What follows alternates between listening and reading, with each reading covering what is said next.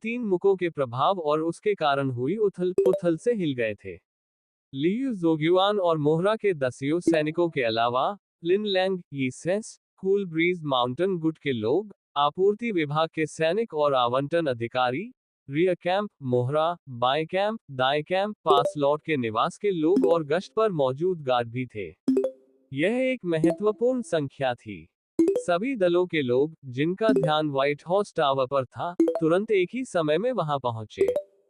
शुरू में सभी ने सोचा था कि झांग सैन व्हाइट हाउस टावर में आदर्श के लिए मुश्किलें खड़ी करने आया था, लेकिन उन्हें बस यही उम्मीद थी कि वह उसे मौखिक रूप से अपमानित करेगा या उसे थोड़ी धमकी देगा। उन्होंने कभी नहीं सोचा था कि वह वास्तव में व्यक्तिगत रूप से ऐसा करेगा और इतना बड़ा हंगामा खड़ा करेगा। झांग सान पूरी तरह से पागल हो गया था। आदर्श को हाल ही में एक उपाधि दी गई थी और उसने युद्ध के दौरान बहुत योगदान दिया था। वह सेना द्वारा एक आदर्श नायक के रूप में स्थापित करने के लिए एक प्रचार कार्यक्रम का लक्ष्य भी था। इस समय जो कोई भी उसके खिलाफ कार्रवाई करना चाहता था, उसे 3 बार सोचना पड़ता था। इस तरह की स्थिति में जहां कोई ऐसी जगह पर हो जहां हवाएं और लहरें सबसे भयंकर हो, खुद को पाना वाकई मुश्किल था। किसी ने कल्पना भी नहीं की थी कि झांग सान हमला करेगा और आदर्श को मारने के लिए अपनी कड़वे समुद्र स्तर की साधना को सक्रिय करेगा। यह सही है। सभी को लगा कि आदर्श मारा जाएगा। किसी को भी नहीं लगा कि आदर्श कड़वे समुद्र के मंच पर किसी की शक्तिशाली ताकत के सामने जीवित रह पाएगा। अभी उन 3 मुक्कों की भयानक ताकत को व्हाइट हाउस टावर की दीवारों के पार भी हर कोई स्पष्ट रूप से महसूस कर सकता था। शक्ति रसातल की तरह थी, लोगों को घुटन दे रही थी। एकमात्र संभावना ये थी कि भूतों की चिंता। झांग सैन पूरी तरह से पागल हो गया था। अपनी असम ये था कि उसे लगा कि आदर्श के बचने की संभावना बहुत कम थी। लियू जोंगयुआन भी गुस्से से भर गया और अब वेन वान को पकड़ नहीं सका। उसे अब किसी भी चीज की परवाह नहीं थी और उसने जोर से चिल्लाया, हे झांग, तुम बहुत ज्यादा अत्याचारी हो। आदर्श साम्राज्य का भविष्य का सितारा है और उसने युयान दर्रे में बहुत बड़ा योगदान दिया है। उसे अपनी मर्जी से मार डालो। तुमने इन पिछले सालों में जो कुछ भी किया है, वो बहुत ज्यादा है। आज चाहे जो भी हो, तुम्हें हमें हिसाब देना होगा। लियू जोंगयुआन ने झांग सान के साथ मित्रता के सभी दिखावे को पूरी तरह से तोड़ दिया। लिन लैंग, यी सन्स और अन्य लोग केवल ठंडी हंसी उड़ा सकते थे। झांग सैन ने गुस्से से पलटकर वेन वान और लियू जोंगयुआन को घूरते हुए देखा। उसके दिल से हत्या की नीयत निकल रही थी। हाँ, जो कुत्ते लोगों को काटते हैं, वे भौंकते नहीं हैं। तुम दोनों किस तरह के लोग हो, जो मेरे सामने एक बार भी डकार लेने की हिम्मत नहीं जुटा पाए, लेकिन अभी पागलों की तरह भौंकने लगे हो। हाँ, अगर मैं किसी व्यक्ति को मारना चाहता हूँ, तो क्या मुझे तुम दोनों छोटे कुत्तों से पूछना होगा और तुम लोगों को रिपोर्ट देनी होगी? कचरा, मैं तुम्हारे साथ मरते दम तक लड़ूंगा। वेन वान एक पागल बाघ की तरह था, जो आगे की ओर भाग रहा था, हमला करने वाला था। इस समय बूढ़े वेन, जल्दी से रुको, एक परिचित आवाज सुनाई दी। सभी को ऐसा महसूस हुआ कि उनकी दृष्टि धुंधली हो रही है और वे झांग सान के पीछे की धूल से एक आकृति को उभरता हुआ देख सकते थे, जो वेन वान को रोके हुए थी। उसका सफेद वस्त्र बर्फ जैसा था। इस व्यक्ति का नाम आदर्श था। मुझे छोड़ दो। रोके जाने के बाद वेन वान की पहली सहज प्रतिक्रिया क्रोध में दहाड़ना थी, लेकिन वह अभी थोड़ी देर ही चिल्लाया था कि उसे अचानक कुछ एहसास हुआ। सिर घुमाकर देखने पर उसने देखा कि उसके बगल में एक ऐसा चेहरा दिखाई दिया जो बहुत ही जाना पहचाना था। वह व्यक्ति जिसके बारे में उसने सोचा था कि वह बहुत पहले ही मर चुका है, अभी भी जीवित था। उसका दिमाग पूरी तरह से खाली हो गया। भाई, क्या आप अभी भी जीवित हैं? लियू जोंगयुआन की मनःस्थिति अधिक स्थिर थी और वह प्रतिक्रिया देने वाला पहला व्यक्ति था। आदर्श के चेहरे पर बेबसी का भाव था।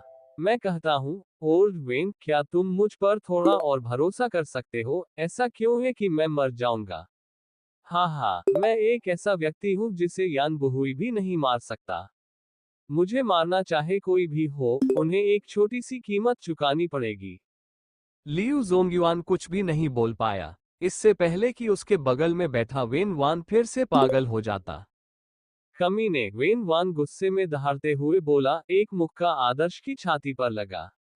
मुझे याद है कि मैंने तुमसे कहा था कि लोगों को बेवजह मत डराओ, फिर भी तुमने फिर से मरने का नाटक किया है।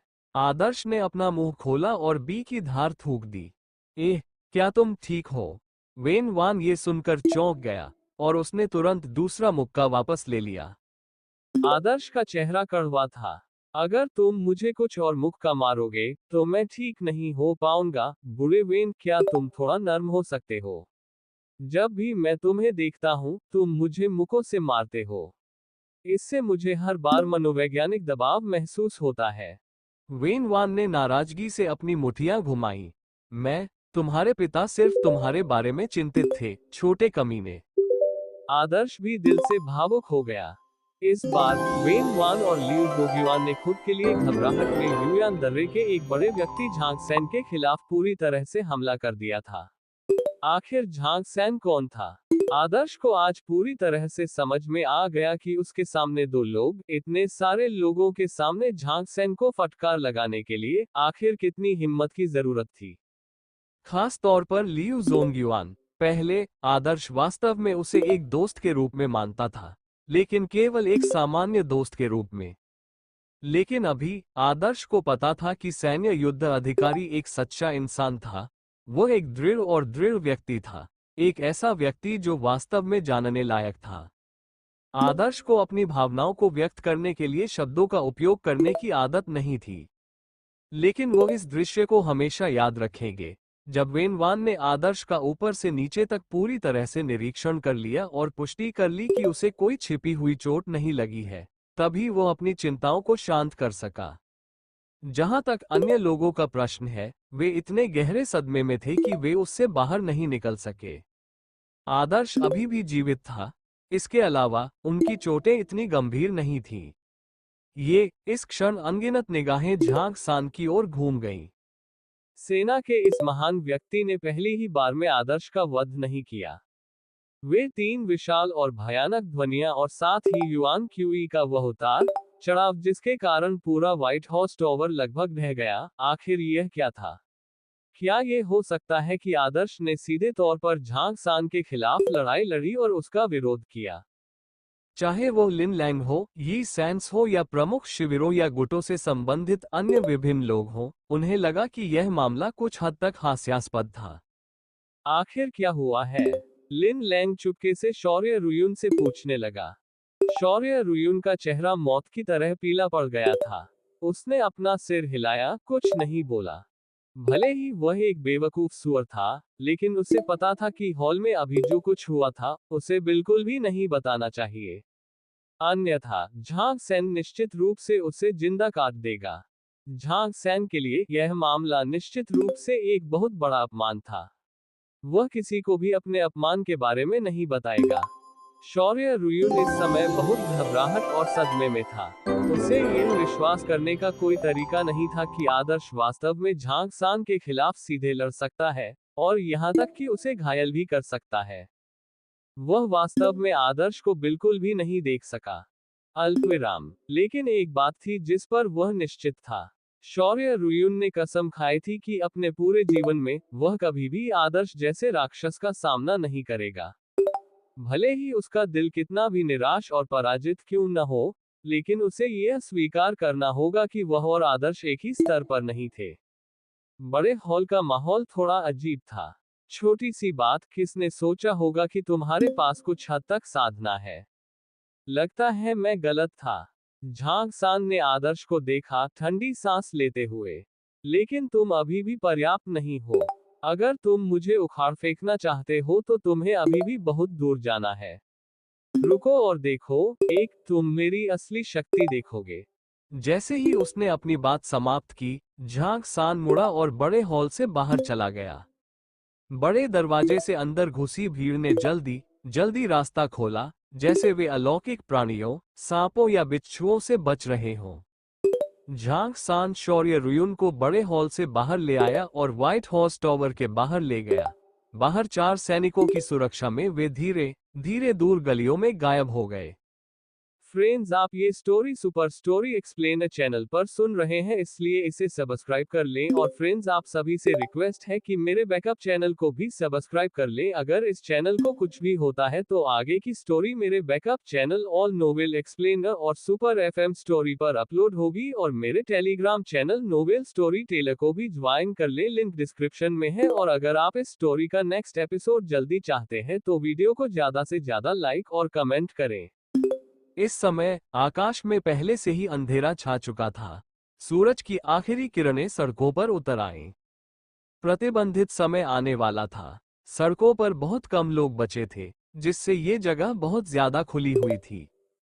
इस धुंधलके में झांग सान का शरीर कुछ अकेला लग रहा था। बिना ये सोचे कि उसे क्या सूझा, वो अचानक व्हाइट हाउस टावर की ओर देखने लगा। चूंकि उसकी पीठ सूरज की ओर थी, इसलिए उसके शरीर ने प्रकाश की किरणों को रोक दिया था। इसलिए इस पल उसका चेहरा छाया में ढका हुआ था और बेहद अस्पष्ट था। लेकिन उसकी तिरछी और लंबी ब्लेड जैसी आंखों में एक गहरी ठंडक थी जो चमक रही थी। जो कोई भी उस नजर को देखता, उसका दिल कांप उठता। जब तक झांग सान और अन्य लोग दूर एक कोने में गायब नहीं हो गए, तब तक अधिकांश लोगों को राहत नहीं मिली। सबकी नजर एक बार फिर आदर्श पर आ गई। अत्यधिक सदमे के कारण सभी लोग इस युवक का पुनः मूल्यांकन करने लगे। शुरू में सभी ने सोचा कि वह केवल एक छोटा सा किरदार था। अभी वे और भी गहराई से सोचने से खुद को रोक नहीं पाए। जब उन्होंने इस युवक के युयान दर्रे में आने के बाद से हुई घटनाओं के बारे में ध्यान से सोचा, तो अधिक से अधिक लोगों को एहसास हुआ कि व्हाइट हाउस टावर का नया मालिक वास्तव में उतना सरल नहीं था जितना वह दिखता है। कम से कम आज के मामले से तो ये बहुत संभव है कि आदर्श ने झांग सान के 3 मुक्कों के खिलाफ सीधे तौर पर लड़ाई लड़ी हो। क्या ये हो सकता है कि आदर्श की ताकत पहले ही कड़वे समुद्र के चरण में प्रवेश कर चुकी थी? भले ही वह कड़वे समुद्र का चरण न था, फिर भी उसने कम से कम कड़वे समुद्र के चरण की सीमा पर कदम तो रखा था। सबके दिलों में यही मूल्यांकन था। हे भगवान, क्या एक व्यक्ति जो अभी 16 वर्ष का भी नहीं हुआ है, उसे कड़वे समुद्र चरण का विशेषज्ञ होने का संदेह है? ऐसे व्यक्ति के पीछे के भार के बारे में सोचना ही किसी को भी हल्का महसूस कराने के लिए पर्याप्त था। अल्पविराम। चूंकि मार्क्विस ये ठीक है, तो मैं निश्चिंत हो सकता हूँ। मैं अब आपको परेशान नहीं करूंगा और हम विदा लेंगे। हम मार्क्विस ये से किसी और मिलेंगे, राइट कैंप के एक अधिकारी ने हाथ जोड़कर कहा। ये शब्द अत्यंत जटिल थे तथा अस्पष्ट रूप से मैत्रीपूर्ण इरादे व्यक्त कर रहे थे। जब उन्होंने ये शब्द कहे तो अन्य लोगों ने भी प्रतिक्रिया व्यक्त की। मार्क्विस ये वास्तव में एक युवा नायक है, सेना इन अल्पविराम वह वास्तव में कुछ हद तक अराजक है। अलविदा। एक युवा व्यक्ति की मानसिकता, आपको भविष्य में अधिक ध्यान देने की आवश्यकता है। दूसरे लोगों ने भी अपनी बात रखी और एक दो वाक्य कहे, या तो अपनी अच्छी मंशा दर्शाई या फिर कुछ औपचारिक शब्द कहे। फिर उन्होंने हाथ जोड़कर विदाई ली। आज मामला कुछ जटिल था। टकराव में शामिल दोनों पक्ष, अब की स्थिति को देखते हुए, दोनों ही उग्र चरित्र वाले थे। अधिकांश लोगों ने आदर्श की बहुत प्रशंसा की, लेकिन वे झांग सान को अपमानित करने के लिए बिल्कुल भी तैयार नहीं थे। इसलिए सबसे अच्छा तरीका जल्दी से वहां से चले जाना था। आदर्श ने ज्यादा कुछ नहीं कहा, बल्कि मुस्कुराते हुए हाथ जोड़कर उन्हें विदा किया। बहुत जल्दी ही लोगों से भरा हुआ बड़ा हॉल फिर से खाली हो गया। जो भीड़ अंदर घुसी थी, वह वापस लौट गई और चली गई। भाई, मैं भी पहले वापस जाऊंगा। आज रात मैं ड्यूटी पर हूं और रोल कॉल तक 1 घंटा बाकी है। हम किसी और फिर मिलेंगे। लियू जोग्युआन ने राहत की सांस ली और विदाई में अपने हाथ जोड़े। किंग्यू आज भाई लियू की सहायता का ऋण नहीं भूल सकता।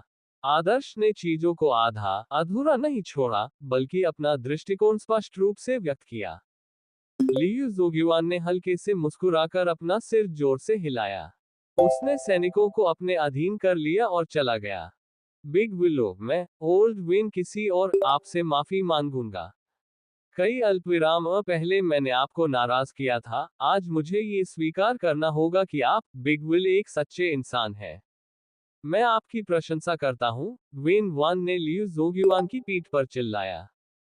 लियू जोग्युआन ने पीछे मुड़कर नहीं देखा, बल्कि अपना हाथ उठाया और हाथ हिलाकर संकेत दिया कि वह जानता था। उस आदमी में कम से कम अभी भी विवेक है कि वह बोलने की हिम्मत कर सके। वेन वान ने अपनी बाहें छाती पर रखी और मुस्कुराते हुए कहा। आदर्श ने अपना सिर हिलाया और सोच समझकर कहा, ये सही है। अगर लियू जोग्युआन जैसे सच्चे लोग सेना में हर जगह हैं, झांग सैन जैसे लोग, वे घमंडी होने की हिम्मत कैसे कर सकते हैं? युयान दर्रे की सेना, अगर वे वास्तव में स्नो ग्राउंड डायमंड कोर्ट के खिलाफ हमला करना चाहते हैं, तो उनके वर्तमान रवैये के साथ यह मुश्किल होगा। वेन वान ने हंसते हुए अपमान किया, तुम बदबूदार बदमाश हो, तुम क्या जानते हो? झांग सैन के इतने घमंडी होने का स्वाभाविक रूप से एक कारण है। यह उतना सरल नहीं है जितना तुमने सोचा था। इस बार तुम सुर्खियों में हो, लेकिन तुमने जो मुसीबतें खड़ी की हैं, वे भी कम नहीं है।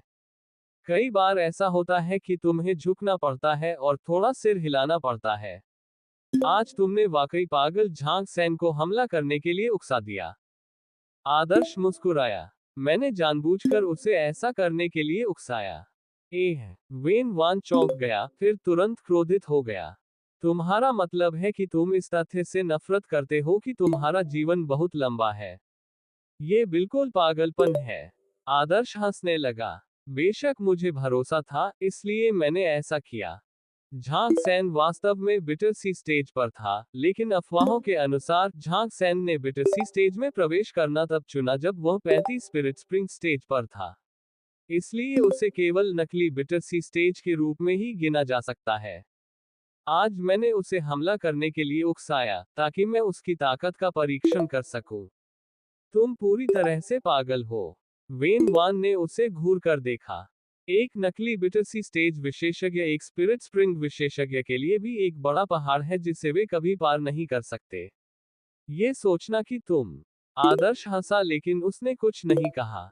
वेन वान को अचानक एक बात समझ में आई, तुम छोटे बच्चे अचानक इतना सब कैसे जान गए? झांग सान को इतने विस्तार से समझने के बारे में तुम्हें किसने बताया? और ईमानदारी से मुझे बताओ, तुम किस स्तर पर पहुंच गए हो? लियू जोग्युआन व्हाइट हाउस टॉवर से बाहर आया। उसके चेहरे पर मुस्कान धीरे धीरे गायब हो गई। आज व्हाइट हाउस टावर में उनके लिए एक बहुत ही बढ़िया विकल्प था। झांग सान जैसे व्यक्ति के पूरी तरह खिलाफ जाने की बात तो वह 3 महीने पहले तक सोच भी नहीं सकता था।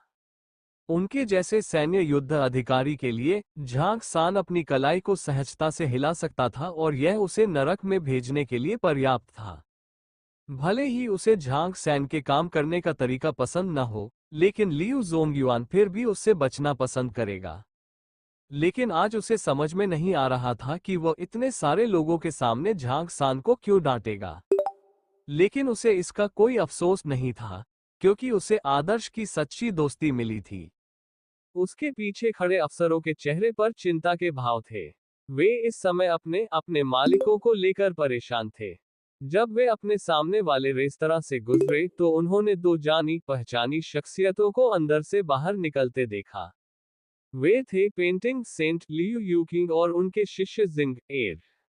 अल्पविराम, मिस्टर लियू भी आ गए हैं। लियू जोग्युआन ने उनका अभिवादन करने के बाद अपने पीछे व्हाइट हाउस टॉवर की ओर इशारा किया।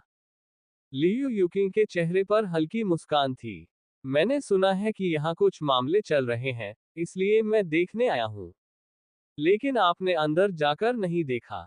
लियू जोग्युआन हैरान रह गया, लेकिन लियू यूकिंग के चेहरे पर शांत मुस्कान देखकर उसे अचानक समझ आ गया। उसने आश्चर्य से कहा, मिस्टर लिकाव्या, आपको इसका नतीजा कब से पता था? लियू यूकिंग ने अपना सिर हिलाया। मैं काफी हद तक अनुमान लगा सकता हूँ। मार्क्वेस ये जिस तरह से काम करता है, वह लोगों की उम्मीदों से परे है। लेकिन वह शायद ही कभी ऐसा कुछ करता है जिस पर उसे भरोसा न हो। पिछली बार की तरह जब वह यान बुहुई का सामना कर रहा था, तो वह उसके चंगुल से भागने में सफल रहा। सैन्य परिषद के इस रणनीतिकार की सोच की बहुत प्रशंसा की थी। जब उसने उसकी बात सुनी तो उसने अपना सिर हिलाया। ये सही है। झांग सैन पागल हो जाने तक क्रोधित था। उसने खुद ही हमला किया, लेकिन वह लगभग कोई फायदा नहीं उठा सका। भय ये को केवल छोटी मोटी बाहरी चोटें आईं। 2 या 3 घंटे आराम करने के बाद फिर वह ठीक हो जाएगा। ये कहते हुए लियू जोग्युआन ने कुछ हद तक सवालिया लहजे में कहा, मिस्टर लिकाविया भाई, ये की ताकत। लियू यूकिंग ने अपना सिर हिलाया। मुझे भी नहीं पता। शायद उसके पास कोई अस्त्र शस्त्र हो, और वह सामान्य नकली कड़वे समुद्र के मंच विशेषज्ञों से नहीं डरता। इस छोटे मार्क्वेस ने कई भाग्यशाली घटनाओं का सामना किया है और उसका भाग्य और भी अजीब है। मैं उसे नहीं समझ सकता। लेकिन वर्तमान स्थिति से ये व्यक्ति तालाब में रहने के लिए नियत नहीं है। ये केवल उसका अस्थायी शीतनिद्रा है। एक बार जब उसका अवसर आएगा, हवा और बारिश का अनुभव करने के बाद, वह 9वें स्वर्ग से ऊपर उड़ने के लिए एक ड्रैगन में बदल जाएगा। भविष्य में उसकी उपलब्धियां ऐसी नहीं हैं जिनका हम अनुमान लगा सकें। ऐसा मूल्यांकन अत्यंत उच्च था। लियू जोग्युआन की यादों में उसने पहले कभी मिस्टर लियू को किसी व्यक्ति की इस तरह प्रशंसा करते नहीं सुना था। आज आप झांग सान के खिलाफ गए? लियू यूकिंग ने मुस्कुराते हुए पूछा। लियू जोग्युआन ने कड़वी मुस्कान के साथ अपना सिर हिलाया। मैं बहुत ज्यादा घबरा गया था। हेड झांग जिस तरह से काम करता है, वह बहुत ज्यादा अत्याचारी है। मुझे लगा कि मार्क्वेस ये की मौत उसके हाथों हुई होगी, इसलिए आप सूर्योदय के समय हार सकते हैं लेकिन सूर्यास्त के समय लाभ उठा सकते हैं। आपके लिए यह शायद एक सौभाग्यपूर्ण घटना है। झांग सैन को मिले सभी अपमानों का बदला चुकाना होगा। आपको निकट भगवान ने हाथ जोड़कर विदाई ली और अपने कर्तव्य के लिए शिविर की ओर दौड़ पड़ा। लियू जोग्युआन और जिंग एर धीरे धीरे और आराम से चले। बर्फ कब शुरू हुई, ये पता ही नहीं चला और एक बार फिर हवा में तैरने लगी। अल्पविराम। जिंग एर ने तेल से सना हुआ कागज का छाता उठाया और लियू यूकिंग के लिए छाता पकड़ने के लिए अपने पंजों पर खड़ा हो गया। उसकी आंखें घूम रही थीं और उसके गोरे चेहरे पर जिज्ञासा की झलक थी। मिस्टर, क्या झांग सान वाकई घायल हो गया था? तुम छोटे बच्चे, तुम बहुत पहले ही यह सब समझ चुके हो, तुमने मुझसे क्यों पूछा? मिस्टर लियू ने मुस्कुराते हुए डांटा। तुम्हारी शक्ति और साधना मुझसे कहीं ज्यादा है, लेकिन इसके बजाय तुम मुझसे पूछ रहे हो। क्या तुम इस बुरे आदमी की कमजोर नजर का मजाक उड़ा रहे हो? जिंग र ने अपनी जीभ बाहर निकाली। मिस्टर पेंटिंग सेंट हैं, उनकी आंखें सबसे अच्छी हैं। लियू यूकिंग ने हमेशा अपने निजी शिष्य को बिगाड़ा था। मुस्कुराते हुए, एन झांग सान घायल हो गया था और उसकी चोटें हल्की नहीं है। यह आदर्श, अधिक से अधिक मैं उसके अंदर नहीं देख सकता। जब वह युयान दर्रे पर लौटा और मुझे देखा, अपने अनुभवों को सुनाने के बाद, उसके पहले शब्द मुझसे पूछने के लिए थे कि झांग सान किस स्तर की साधना पर है। ऐसा लगता है, उस समय, उसने आज के मामलों की भविष्यवाणी पहले ही कर ली थी। उसकी दूरदर्शिता कुछ हद तक भयावह है। जिंग र ने नाराजगी जताते हुए कहा, मिस्टर, उस आदमी को ज्यादा आंक रहे हैं। शायद उन्हें डर था कि झांग सान उनसे बदला लेने के लिए उन्हें ढूंढेगा, इसलिए उन्होंने पहले ही आपसे जानकारी मांग ली। लियू यूकिंग ने अपने छोटे से छात्र की ओर एक नजर डाली और मुस्कुराते हुए कहा, आप जो कह रहे हैं वह संभव है, लेकिन आप एक बात भूल गए हैं। ऐसा लगता है कि आज उसने जानबूझकर झांग सैन को हमला करने के लिए उकसाया, इसलिए ऐसा होना चाहिए कि सब कुछ उसकी योजना में था। झांग सैन का उससे मिलना उसके लिए मुसीबत के तौर पर गिना जा सकता है। वह इससे बच पाएगा या नहीं, यह उसकी किस्मत पर निर्भर करेगा। झांग सैन की मुसीबत। जिंगर की आंखें चौड़ी हो गईं। मिस्टर, क्या आप अतिशयोक्ति नहीं कर रहे हैं? लियू यूकिंग मुस्कुराए, लेकिन कुछ नहीं बोले। आसमान में तैरती बर्फ को देखकर उसका दिल धीरे धीरे भारी होता गया। व्हाइट हाउस टॉवर में आज 3 मुखों की लड़ाई का असर बहुत जल्दी स्पष्ट हो जाएगा।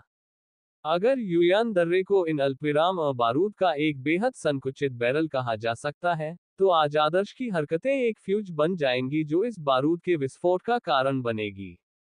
और अभी फ्यूज जल रहा था। अल्पविराम अल्पविराम अल्पविराम। आपूर्ति विभाग। सिर के महान हॉल। झांग सान एक कदम मंच की ओर बढ़ता गया। उसका हर पे अपना मुंह खोला। शौर्य रुयुन अचंभित रह गया। क्या? अल्पविराम। झांग सान ने धीरे से अपना सिर उठाया और कहा, आओ और मेरी सहायता करो। शौर्य रुयुन को अचानक समझ आ गया। उसका दिल बहुत सदमे से भर गया। उसने झांग सेन की बांह पकड़ते हुए एक तेज कदम आगे बढ़ाया। से चमकदार और चमकदार व्यक्ति बन गया। व्हाइट हाउस टावर के दरवाजे और भी अधिक खचाखच भरे हो गए। ये दुख की बात थी कि मदर वू के कारण, इस कर्कश के अस्तित्व के कारण, जो लोग उसके करीब जाना चाहते थे और नेटवर्क बनाना चाहते थे, उन्हें अचानक दरवाजा बंद मिला। 3 बाद आदर्श दरवाजे से बाहर चला गया। सुबह का सूरज अभी तक नहीं निकला था और हवा में वसंत की ठंडक थी। आदर्श अपने निजी तलवारदास बाय युआन शिंग को लेकर आगे मोहरा के रास्ते पर चल पड़ा। मार्क्विस बनने के बाद से यह उसका पहला मौका था जब वह बाहर जा रहा था। आदर्श ने मोहरा के चारों ओर देखने का फैसला किया। पहला उद्देश्य ली शिज़ेन, उस बूढ़े दादा और दोस्त से मिलने जाना था। उसे कई पत्र सौंपने थे जो डियर शहर की छोटी लड़की किंग ने उसे दिए थे। दूसरा उद्देश्य वेन वान और लियू जोग्युआन से मिलने जाना था। उन्होंने पहले से ही एक छोटी सी सभा की व्यवस्था की थी, और आज ये सही था कि वे ड्यूटी पर नहीं थे और छुट्टी पर थे। तीसरा उद्देश्य मोहरा के कमांडर लियू सियोफेग को अपना सम्मान देना था। आदर्श ने पहले ही अपने रुख का संकेत दे दिया था कि वह उपहार समारोह के बाद उत्सव की दावत में अपनी सैन्य कमान प्राप्त करने के बाद मोहरा में प्रवेश करना चाहता है। उस समय लियू सियोफेग ने संकेत दिया था कि वह आदर्श का खुले हाथों से स्वागत करेगा। सड़कें खाली थीं। कर्फ्यू अभी खत्म हुआ था, इसलिए सड़कों पर ज्यादा लोग नहीं थे। आदर्श ने आम नागरिक कपड़े पहने हुए थे। उसके सफेद वस्त्र जैद जैसे थे और उसकी कमर पर सोने से नक्काशीदार एक सुंदर लंबी तलवार थी। अपने बाहरी रूप से वह एक लापरवाह और लक्ष्यहीन युवा स्वामी की तरह लग रहा था। और उसके बगल में एक छोटी हरी टोपी और वस्त्र पहने हुए बाय युवानक सिंह था। उसने एक नौकर लड़के की स्पष्ट पोशाक पहनी हुई थी। उन्होंने सहजता से एक सुबह का स्टैंड चुना और एक कटोरा नरम टोफू पुडिंग खाया। आदर्श ने आह भरते हुए कटोरा नीचे रख दिया। माँ, वो का खाना बेहतर है। बाहर का खाना अब मुझे संतुष्ट नहीं कर सकता। इन अल्पविराम इस छोटे मार्क्विस का मुंह सफेद घोड़े के टॉवर की कर्कशा माँ वो के बढ़िया खाना पकाने से खराब हो गया था। इन शब्दों से मॉर्निंग स्टैंड के मालिक का चेहरा क्रोधित हो गया। लेकिन बहुत जल्दी ही जब बाय युआन शिंग ने उसे एक तायल चांदी फेंकी, तो मोटे स्टैंड मालिक, जो लगभग 50 वर्ष का था, ने प्रसन्नतापूर्वक मुस्कुराहट व्यक्त की। अपना नरम टोफू पुडिंग खत्म करके आदर्श उठकर जाने ही वाला था कि अचानक कदमों की आवाज सुनाई दी। सुबह के खाने के स्टॉल की ओर तेजी से चलते हुए दर्जनों लोगों को देखा जा सकता था। इस समूह का नेतृत्व करने वाला व्यक्ति एक युवा था जिसके मूंछें थी, एक जो स्टॉल के मालिक से सोयाबीन पुडिंग के 20 कटोरे तैयार करने के लिए जोर से चिल्ला रहा था। फिर उन्होंने उसके पीछे बैठे लोगों के बैठने के लिए कई मेजें जोड़ दी। इस समूह का नेता एक मध्यम आयु वर्ग का व्यक्ति था जिसके लंबे काले बाल थे, उसकी कनपटी सूजी हुई थी, उसकी आंखों में चमक थी। वह स्पष्ट रूप से अथाह शक्ति वाला एक विशेषज्ञ था। लोगों के इस समूह ने ज्यादातर लंबे ब्रोकेड वाले वस्त्र पहने थे और कवच नहीं पहना था। जिस तरह से वे बात करते थे वह अनौपचारिक था, सैनिकों के प्रतिबंधों और अनुशासन के बिना। वे बैठ गए और बकबक करने लगे और हंसने लगे। जाहिर है कि वे सेना का हिस्सा नहीं थे। उन्हें युयान दर्रे के सैन्य नागरिक भी नहीं होना चाहिए, और वे दर्रे के बाहर से आए थे। लेकिन अगर वे व्यापारी थे, तो वे अपने साथ कोई भी सामान नहीं लाते थे और उनके पास कोई गाड़ी भी नहीं थी। वे व्यापारियों की आभा नहीं बिखेरते थे। आदर्श को थोड़ी सी उत्सुकता हुई और वह उन्हें कुछ और नजरें डालने से खुद को रोक नहीं सका। अल्पविराम, बदबूदार छोटे बदमाश, तुम क्या देख रहे हो? सावधान रहो, मैं तुम्हारी आंखें न काट दूं। घमंड से भरे चेहरे वाले एक युवक ने आदर्श को घूर कर देखा। उसके बगल में एक खूबसूरत दिखने वाली युवती बैठी थी। उसे लगा कि आदर्श चुपके से उस लड़की को देख रहा है। युवक ने भौहों के बीच क्रूरता दिखाते हुए उसे कोसते हुए गुस्से से देखा। आदर्श अचंभित रह गया, फिर थोड़ा मुस्कुराया। सफेद घोड़े की तलवार वाला गुलाम तुरंत क्रोधित हो गया। उसने अपने दिल में कहा, वे किस तरह के जंगली बत्तख और मुर्गियां थे जो यहां मुसीबत खड़ी करने की हिम्मत कर रहे थे। अपने मार्क्वेस को गाली देना तो दूर, उन्हें वास्तव में मृत्यु शब्द लिखना भी नहीं आता। वह तुरंत उन पर चिल्लाने वाला था, लेकिन उसे आदर्श की उठी हुई भुजा ने रोक लिया। उसने बाई युवानेक्सिंग को इशारा किया कि वह उन पर ध्यान न दे। बाई युवानेक्सिंग जल्दी से पीछे हट गया। दोनों खड़े हुए और चले गए। 10 कदम चलने के बाद उन्हें पीछे के स्टैंड से हंसी की आवाज सुनाई दी। वहां कुछ लोग आदर्श और बाई युवानेक्सिंग की पीठ की ओर इशारा कर रहे थे।